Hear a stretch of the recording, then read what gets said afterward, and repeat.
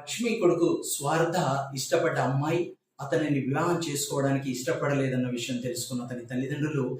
సౌందర్య ఇంటికి వెళ్ళి, నా కొడుక్కి నువ్వంటే ప్రాణం, గుండెల్లో పెట్టి చూసుకుంటాడు, అతన్ని వివాహం చేసుకోమా అని రిక్వెస్ట్ చేయగా, సౌందర్య స్వార్థ వైపు చూసి, వివాహం చేసుకోగానే నా వెంట వచ్చేసేయాలి, ఇంకెప్పుడు నీ తల్లిదండ్రుల్ని కలవకూడదు అని చెప్పగానే అతను సంతోషంగా ఒప్పుకుంటాడు. ఇది విన్న అతని తండ్రి, అమ్మ, ఈ ఆస్తులు ఐశ్వర్యాలన్నీ కూడా మీవే, మేమే ఎక్కడైనా వెళ్ళి బ్రతుకుతాము, మీరు హ్యాపీగా ఇక్కడే ఉండండి అనగానే, ఇది విన్న సౌందర్య కంటి నిండా కన్నీటితో వారి కాళ్ళకు నమస్కరించి బాధగా పైకి లేచి, ప్రాణం పెట్టి పేగు తెంచి జీవితాన్ని ఇచ్చిన తల్లి బంధాన్నే తుంచుకోవాలని చూసిన వాడికి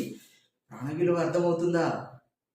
బాధలు పడి బాధ్యతగా పెంచిన తండ్రి గుండెలోని ప్రేమని అర్థం చేసుకోలేని వాడు గుండెల్లో పెట్టి చూసుకుంటాడా? స్వార్థ లాంటి స్వార్థపరులు ఉన్నారు కాబట్టి వృద్ధాశ్రమాలు వృద్ధి చెందుతున్నాయని సౌందర్య అక్కడి నుంచి బాధగా